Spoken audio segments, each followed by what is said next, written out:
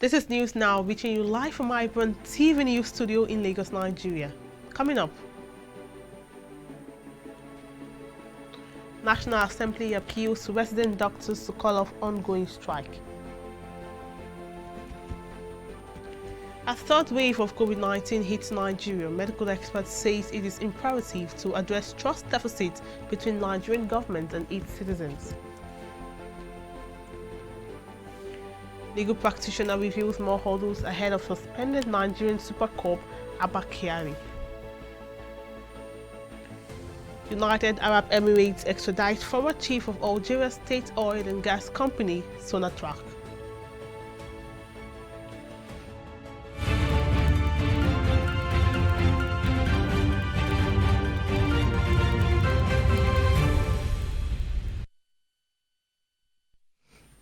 Many thanks for joining us on News Now. Here are some stories making headlines at this hour. My name is Margaret Opara. Now, the National Assembly is appealing to resident doctors to call off their ongoing strike in the interest of all Nigerians.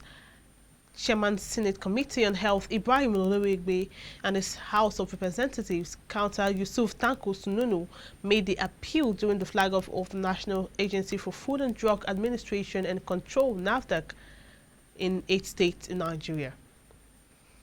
The lawmakers appealed to the doctors under the aegis of the National Association of Resident Doctors, NAD, and assured their grievances will be resolved in the shortest possible time. Oloregbe said in court, it is important that Nigerians have access to health care and access to qualified and competent doctors in our public hospitals. I hope they will listen and yield to this call and ensure that services are restored. End of quote. Now, a renowned legal practitioner has emphasized on the need to adhere to the principle of due process and the bid to yield to the demand for the extradition of Abba Kyari, the Nigerian police officer indicted by the FBI. While speaking in an exclusive chat with iBrandTV, Ubani expatiated on the hurdles ahead of the suspended Super Cup. Rejoice over Abba Kyari's fall. I would be happy for him to be exculpated. I would be happy for him to be exonerated. I want somebody like Abba Kyari to be the IG of this country. Abba Kyari is somebody most of us have come to admire. Let's chip in the indictment of the super call, Abba Kyari. Yes. What's your reaction to this development? Abba Kyari is somebody most of us have come to admire because of his level of intelligence and efficiency. There is no job given to him he has not carried out effectively. Most of these high-profile crimes and criminals, he has actually arrested them. And he has done it very proficiently well. But getting involved with somebody of questionable character who used him to go and arrest a colleague who in crime, is what is actually trying now to play and destroy his reputation that he has built over years. It's an unfortunate incident. I just pray and hope that he comes clean on this. He has given up a defense which further implicated him. If you say, look, why somebody gave me an information that turned out to be false, what people are saying that you would have gotten him arrested for giving him false information that led to the arrest of that young man, because he kept that young man another 1 month in detention. Again, that is clearly a violation of his right. You're not supposed to more than 24 hours. If there's any crime, you charge him.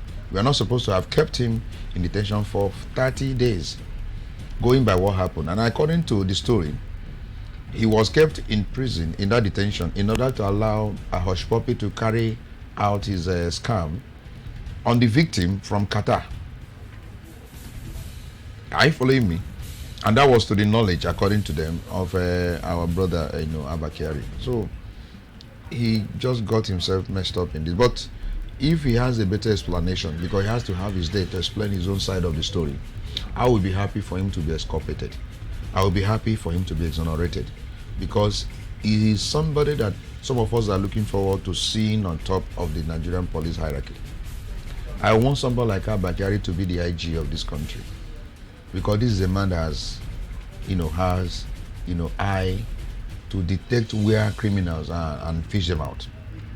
But if he doesn't have straight character, if he doesn't have integrity, if he doesn't have good reputation, then I cannot wish him to be the IG. But if you have a straight character, man of integrity and all that, I would want him, in combination of his efficiency level, to occupy IG's position. So I don't want anything that will actually spoil his career. I just want this to be a lesson for him. That there is a level you occupy in life that you don't get involved with certain persons whose character is questionable. Because you start getting mixed up with some certain persons, and people who are beginning to wag their tongue, oh, why is he with this person? Why? And these are people whose characters are not, good, quote, within the purview of public perception. So it's a lesson if he gets out of it. But if he goes down, I will not be a happy person. I will not rejoice over Abba Kyari's fall. I will not. But I think that what the government may likely do is either they, after reviewing the evidence, either hand him over by extradition process. Do you see that happening?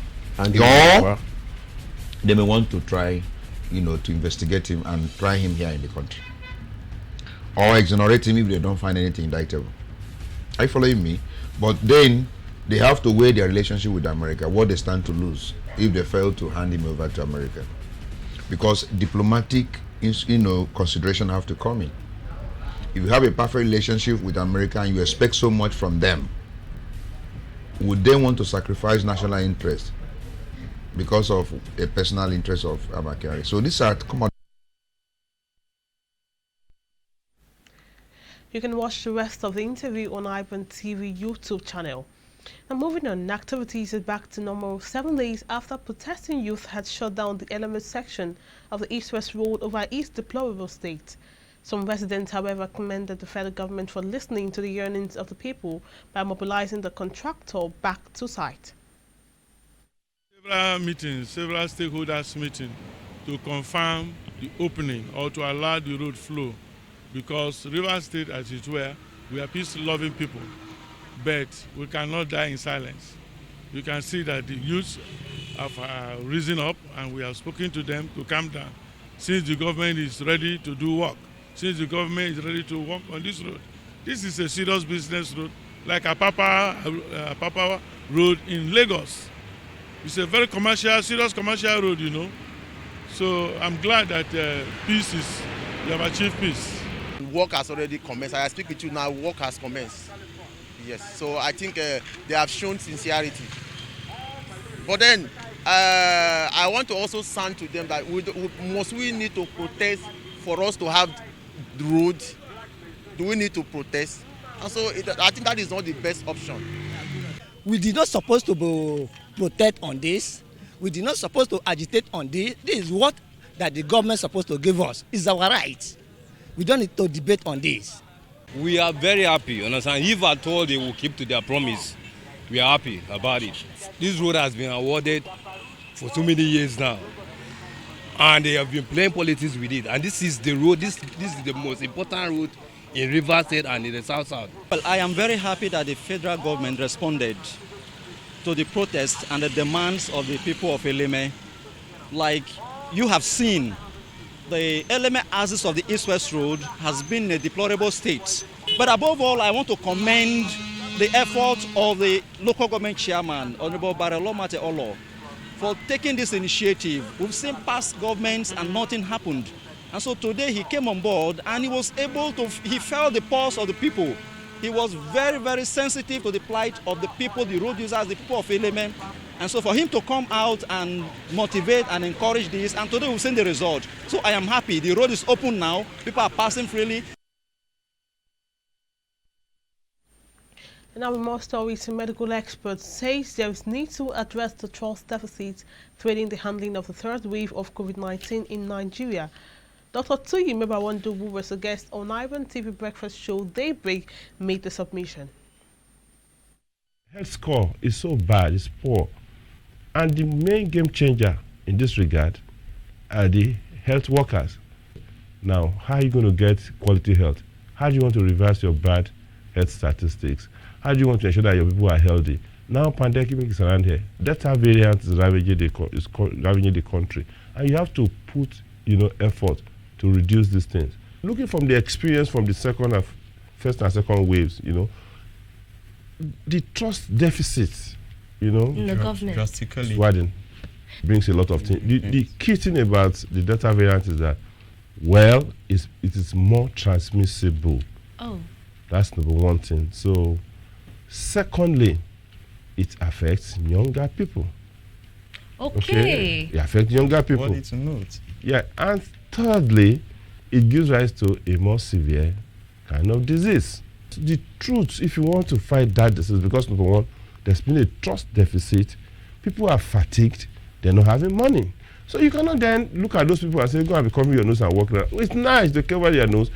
First of all, for you to appeal for them to take that personal responsibility will take a lot of effort. You may have to go back to the influencers in their communities, maybe they are religious leader, their community leader, you have to take that campaign down there and put it in the face of the people. And we want more credible people that can be the eyes or the face of fight against COVID-19 in Nigeria. Not what we have seen the first and second wave. Both the first wave and second wave and the third wave, all of them are the same thing. What killing us in Nigeria is hunger, poverty, mismanagement, bad leadership is what killing Nigeria. If I am hungry, I don't see food to eat, my body cannot build immune resistance of any disease.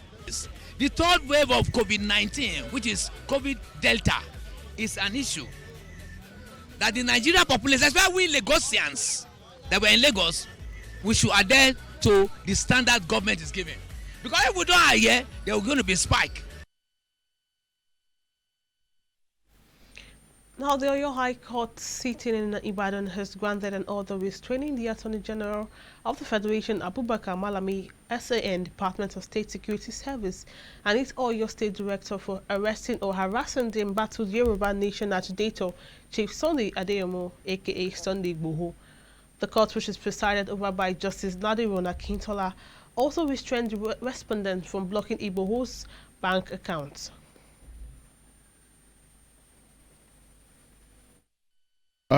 We came to court after what happened at Chief Sunday IGBOHO's house.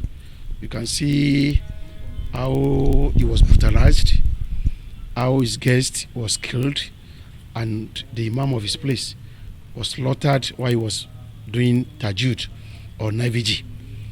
So you could see blood everywhere. In fact, the man, Adisa Sahid Olalikan, was in the house with two police escorts. So one of the police escorts escaped and the other one was arrested. When they were going to Abuja, you could see that they went with about 18 people. On the road, they released the children and the ladies, except one lady. So, but as at yesterday, they were saying they had only 12 officers with them, 12 men with them. So they've exempted the 13th man, who was a police escort, to the man that they killed. They thought they were killing Sunday IGBOHO. So they shot the man and killed him brutally. Even the cat, you could see what we brought to court, a cat was shot, thinking that our client has turned to a cat. So we now came to court that the court should stop them from further invasion of his house, molesting, arresting, or in any way tampering with his fundamental human rights, and restraining them from blocking his account. Asking for 500 billion naira damages. You can see what happened in court. What we got today is just an interim order. By the time we come back, they will have brought their own part of the story. When they bring their own part of the story, then we now go into the full scale of legal arguments. Now, the Oyo State House of Assembly today screened 7 commissioners-designate appointed by Governor Seyi Makinde. After reading the governor's letter on Tuesday, the Speaker of the Assembly had asked them to come in handy with details of their achievements in the last 2 years and their visions for the government and state. The screening was held at 10 a.m. at the chamber. The chairman of the Congress Committee in Ondo State, Boyega Ishaka, says the committee to a large extent is satisfied with the conduct of world congresses in the state. Addressing reporters at the APC Secretariat in Akure, Ishaka explains that the turnout of party members for the exercise. That we have come here to do, we have been able to do it. The exercise has been peaceful. The turnout has been impressive. The enthusiasm has been good. Of course, to cover 203 wards, we cannot say that all of the places are all, 100%. There are few skirmishes in few areas which has been resolved in the last 24, 48 hours in one or two, local government and one or two wards. These are just areas where we still need to talk to some people, and that doesn't represent more than 5% of the entire wards that we have. And like I said, all of these have been resolved, and that's why we are confident to come in front of the press this morning to say that what we have been asked to come and do here by the national office has been done, which is to conduct the World Congress. You're welcome back. Now moving on, the Attorney General of the Federation and Minister of Justice, Abubakar Malami, on Wednesday said all aspects of the boundary disputes between Nigeria and Cameroon that were resolved by the International Court of Justice should be respected.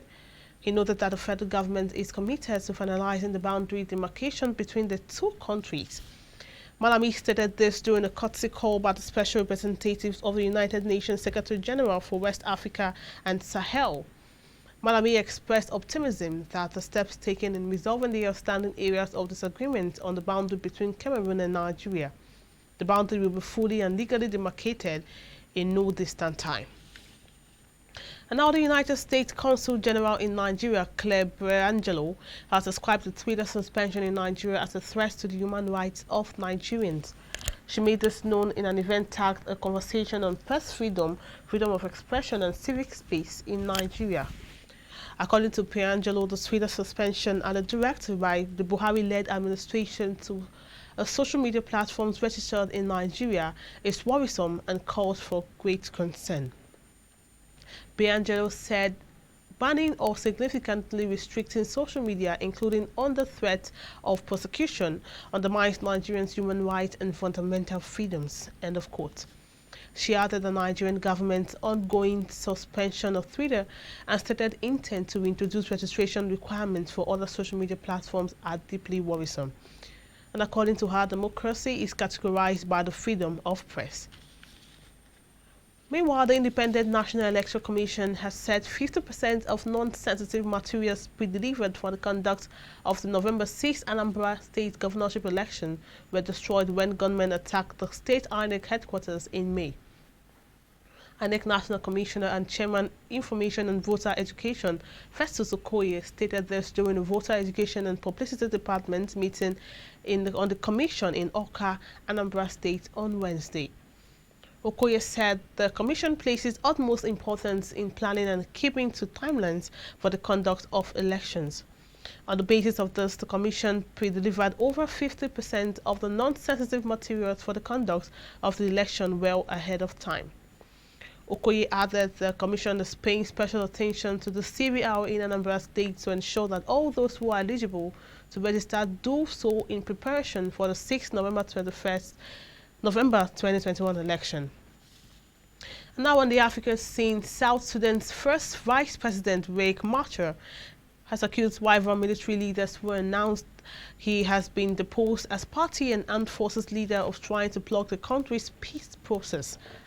The military wing of his SPLMA-IO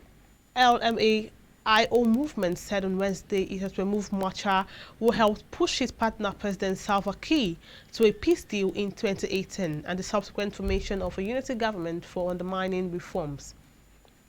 But in a rejoinder issued late on the same day, Machar said those who had issued the statement were no longer members of the movement's military command council. In quotes, the declaration was engineered and facilitated by peace spoilers, end of quote. Machar said in a statement issued after a meeting of his party's political bureau. He noted the main aim of the move was to stop the forces from being integrated into the national command, one of the outstanding key objectives of the peace deal. Now, the United Arab Emirates on Wednesday extradited the former chief of Algeria's state oil and gas company, Sonatrach, to face trial over alleged involvement in corruption cases, Algeria State Television reported. Television footage showed Abdelmomen Ould Kaddour handcuffed and surrounded by policemen on his arrival at Algiers airport. The Gulf country had arrested Ould Kaddour in Dubai after a court in Algiers earlier this year issued international arrest warrants against him. Algeria activities have alleged Ould Kaddour is involved in several corruption cases linked to deals signed by Sonatrach, including the purchase of the Augusta refinery from Italy from ExxonMobil Corp in 2018. Now on the foreign scene, Israeli jets struck what its military said were rocket launch sites in Lebanon early on Thursday in response to 2 rockets fired towards Israel from Lebanese territory in escalation of cross-border hostilities amid heightened tensions with Iran. The rocket launch from Lebanon was on Wednesday struck open areas in northern Israel, causing brush fires along the hilly frontier. There was no claim of responsibility for the attack, which came from an area of South Lebanon under the sway of Iranian-backed Hezbollah guerrillas.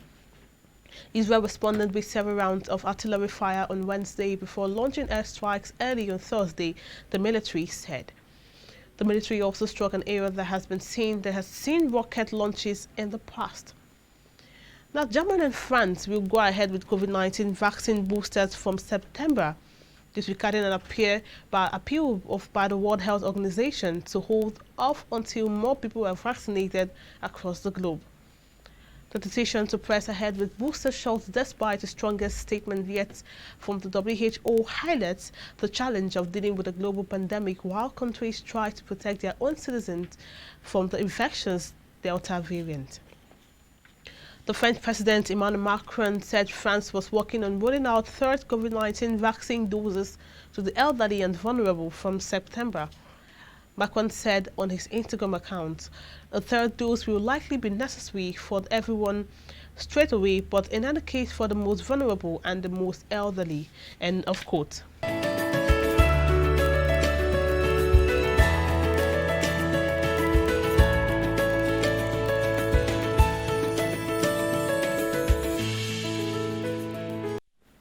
And now in business news, the Federal Executive Council on Wednesday approved $1.48 billion for the rehabilitation of 2 refineries in Warri and Kaduna. The decision was taken at a new weekly meeting of the council presided over by Vice President Yemi Osinbajo. Osinbajo stood in for the President, Muhammadu Buhari, who is currently in London. The contract for the rehabilitation of Warri and Kaduna refineries was awarded to Messrs. Saipen, SPA as Saipen Contracting Limited, at a total of $1.48 billion. The Minister of State for Petroleum Resources, Temitope Silva, disclosed these after the FEC meeting, which lasted about 6 hours. And now the Osun State government has distributed 100,000 cocoa seedlings to about 1,000 farmers, including agrochemicals, hand-spraying tools, limes, and other farm inputs across the local government areas of the state. The government also integrated Osun's broiler outgrower production to enhance the capacity of livestock production and turn around the fortune of the scheme to be more profitable and attractive to farmers in the state. As an initiative, which is to increase cocoa production in the state. As we are all aware, the cocoa house and the economy of the Southwest was dependent on cocoa production in the past, and which is what we are encouraging now. So we are trying to actually help our farmers. We're actually supporting them with 100,000 cocoa seedlings across the state. It's also aimed at the systemic replacement of the existing old cocoa plantations under permanent crops with improved high-yielding varieties, which requires quick government intervention to ensure that Osun becomes the largest cocoa producer in southwest Nigeria. It is therefore an added pleasure to relaunch Osun Broilers Agrar's production scheme, OBOD, which has been re-engineered and reinaugurated to empower poultry farmers, mostly youth and women in the state. When people are happy, they want to continue to be happy. So the government should be assured, our association, we are behind the governor, you know, they've given us support, and definitely we are also going to give them necessary support as well. Moving on now to entertainment story.